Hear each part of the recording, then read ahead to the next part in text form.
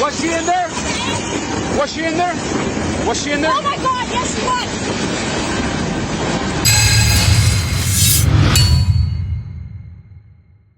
By now we've all seen the footage of the train in Colorado hitting the police car that was stopped on the tracks, severely injuring a woman who was in police custody, placed handcuffed in the rear of the police cruiser that was hit. My immediate thought here was qualified immunity. There can be no doubt that the police officer was directly at fault in causing the severe injuries to the woman in his custody. No doubt about it. But unlike a doctor who negligently injures someone, a police officer gets to assert qualified immunity. Qualified immunity is unfair, and it needs to be abolished. A lawyer representing this woman, if a lawsuit is filed, is going to have the legal requirement to point to some past, clearly established case law describing the officer's conduct here as a civil rights violation. Well, how many cases have there been in the past in this particular jurisdiction where police officers let people in their custody get hit by trains?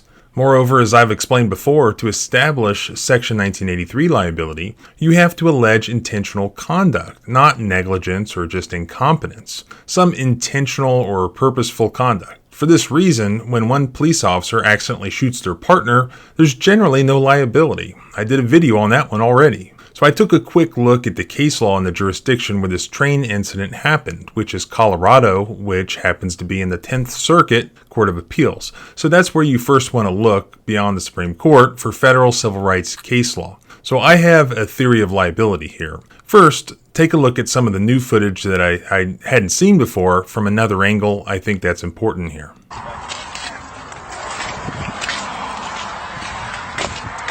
She could have, because when I was behind her, she was driving slow enough. Yeah. So she could have tossed something, but I lit her up. Tossed it out the window? She could have out that window, but who is that? Hart? Who is No, that? that's Tomachek. Oh,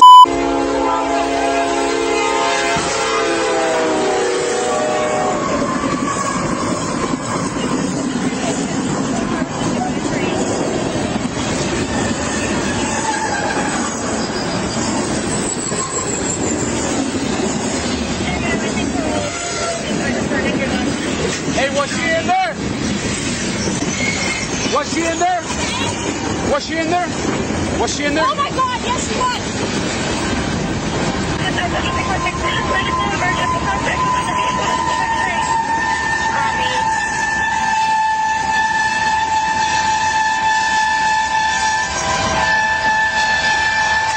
Was she in there? Was she in there? She was in there. Oh, oh. Dispatch Platform 12, start medical, please. My car's just been hit by the train. Copy. Mother. Oh my God.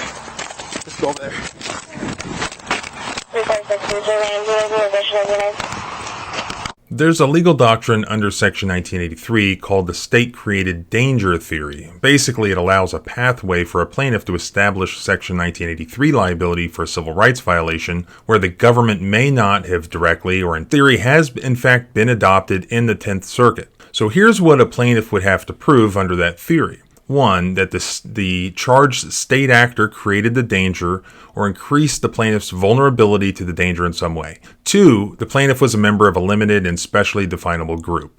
Three, defendant's conduct put plaintiff at substantial risk of serious, immediate, and proximate harm. Four, the risk was obvious or known. Five, defendants acted recklessly in conscious disregard of that risk. And six, such conduct, when viewed in total, is conscience shocking. That's from the estate of Reed versus Rodriguez, 10th Circuit, 2016, by the way.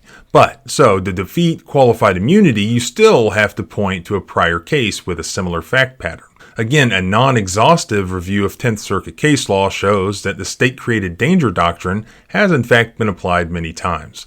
Here's some of the situations where it's been applied in this jurisdiction. An off-duty police officer on personal business who crashed his police vehicle. An on-duty police officer who engaged in a high-speed chase. Firefighter who crashed his truck into a car.